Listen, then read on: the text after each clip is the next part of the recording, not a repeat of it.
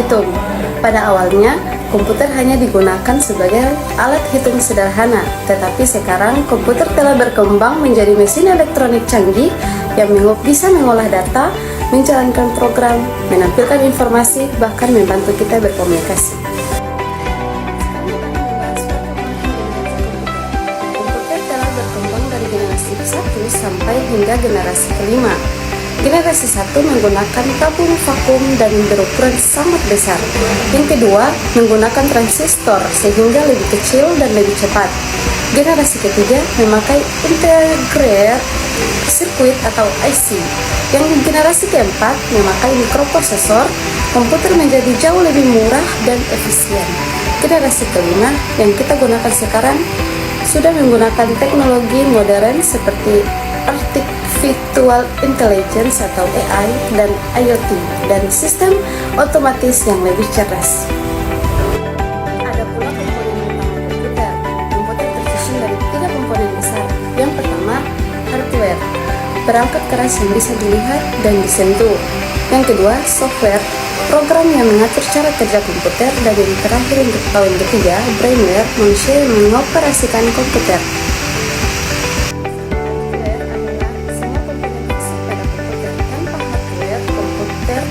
Menjalankan fungsinya. Hardware dibagi menjadi beberapa kategori, yaitu ada input device.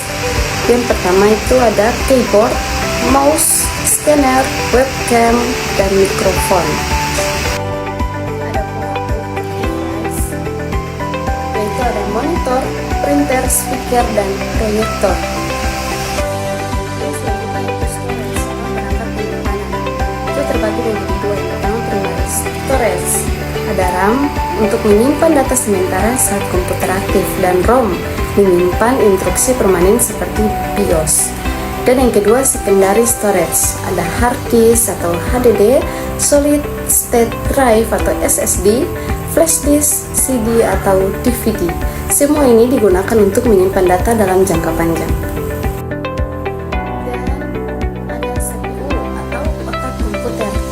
CPU adalah komponen paling penting. Di dalamnya terdapat ALU yang melakukan perhitungan dan operasi logika. Yang kedua, control unit yang mengatur jalannya instruksi. Dan yang ketiga, register, yaitu penyimpanan kecil berkecepatan tinggi. Semua perintah yang kita berikan diproses dulu di CPU. Dan ada tempat berbagai komponen komputer dipasang. Selain itu ada juga power supply, slot ekspansi, port USB, GPU untuk grafis, dan berbagai perangkat tambahan lain yang mendukung kinerja komputer. Perangkat lunak atau software. Pertama, mari kita pahami apa itu perangkat lunak. Perangkat lunak adalah program atau instruksi yang membuat komputer bisa menjalankan perintah dari pengguna. Tanpa software, komputer hanya menjadi perangkat keras yang tidak bisa melakukan apa-apa.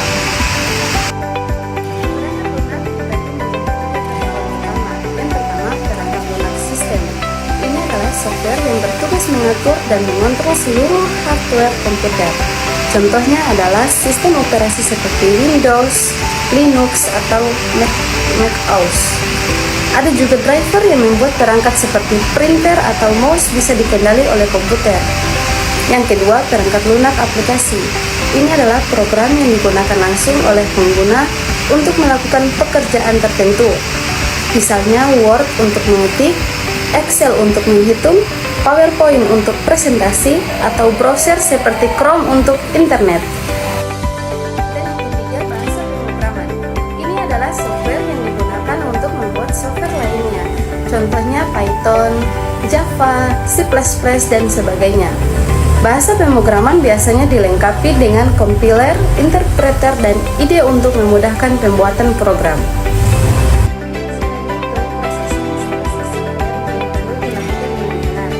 Biasanya kita harus menyesuaikan versi software dengan sistem operasi, mengikuti panduan instalasi, dan melakukan update agar aplikasi tetap aman dan optimal saat digunakan.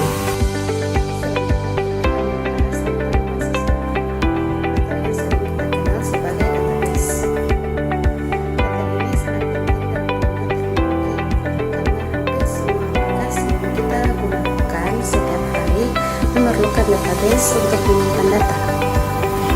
Baik, sekarang kita langsung saja masuk ke dalam pembahasannya.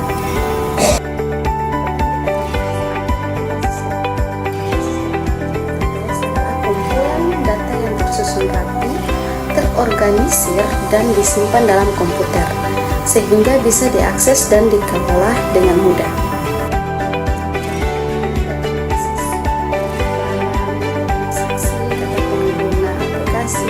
Semuanya disimpan dalam database. Tujuan utama dari basis data adalah menyediakan data yang akurat, konsisten, mudah dicari, dan aman. Kenapa basis data itu penting? Basis data membantu kita untuk mengurangi data ganda atau duplikasi, menjaga keakuratan data, mempercepat proses pencarian, menyimpan data dalam jumlah besar, melindungi data dari orang yang tidak berhak, dan tentu saja mendukung aplikasi modern seperti e-commerce, media sosial, perbankan, dan lain-lain. Dalam sebuah database, terdapat beberapa komponen penting. Yang pertama, ada data. Ini adalah informasi yang disimpan, misalnya nama, alamat, nomor telepon, atau harga barang. Yang kedua, ada hardware. Ini adalah perangkat fisik seperti komputer, server, hard disk, dan jaringan. Yang ketiga, software, yaitu DBMS. DBMS atau Database Management System adalah software untuk mengatur database. Dan yang keempat, user atau pengguna. Ada administrator database, programmer, dan pengguna biasa yang hanya memakai aplikasi. Model hierarki. Struktur datanya seperti pohon, ada parent dan child. Yang kedua, model jaringan. Mirip hierarki tapi lebih fleksibel karena satu data bisa punya banyak hubungan. Yang ketiga, model relasional. Ini adalah model yang paling sering dipakai. Datanya disimpan dalam bentuk tabel dan kita menggunakan bahasa SQL untuk mengolah informasi. Dan yang keempat, model objek. Biasanya digunakan untuk data yang lebih kompleks seperti pada aplikasi besar dan sistem big data.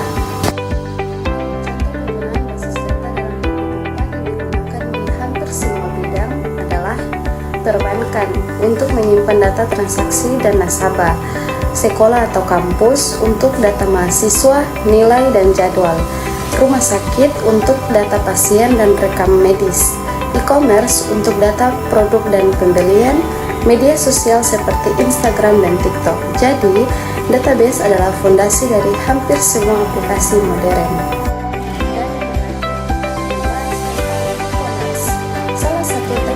Yang sangat dekat dengan kehidupan kita sehari-hari, mulai dari belanja online, pesan makanan, hingga pembayaran digital, semuanya adalah bagian dari e-commerce. Oke, langsung saja kita masuk ke pembahasannya.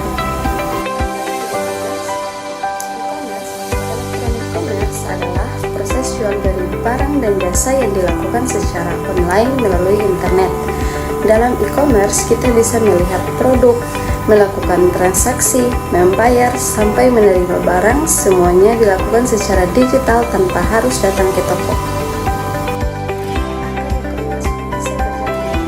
Ada beberapa komponen yang harus bekerja sama. Yang pertama, platform atau website. Ini tempat penjual menampilkan produk seperti Tokopedia, Shopee, atau website toko sendiri.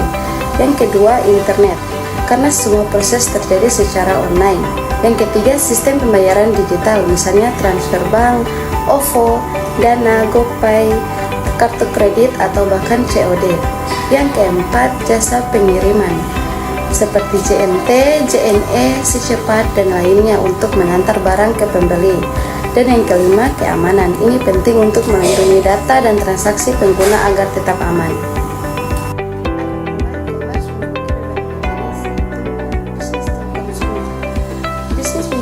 Ke konsumen, contohnya Shopee dan Lazada. Bisnis to bisnis, transaksi antar perusahaan, misalnya perusahaan software menjual layanan ke perusahaan lain. Consumer to consumer, transaksi antar individu melalui platform tertentu, contohnya Facebook Marketplace. Dan yang terakhir, consumer to business, individu memberikan barang atau jasa ke perusahaan, misalnya freelance design.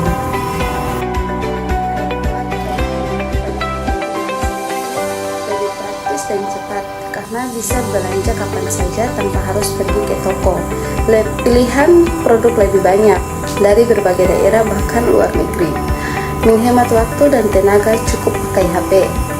Bagi penjual e-commerce, mengurangi biaya toko fisik, jangkauan pasar jauh lebih luas.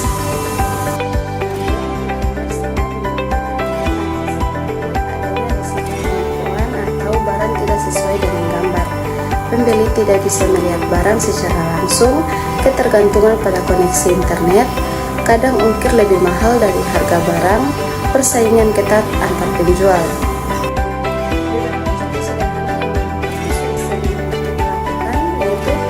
Belanja baju atau kebutuhan rumah melalui marketplace, pesan makanan lewat GoFood atau GrabFood, bayar tagihan dan top up pulsa lewat aplikasi digital, beli tiket kereta, bioskop, atau pesawat secara online, berjualan produk melalui TikTok Shop atau Instagram. E-commerce membuat semua proses tersebut lebih mudah dan cepat.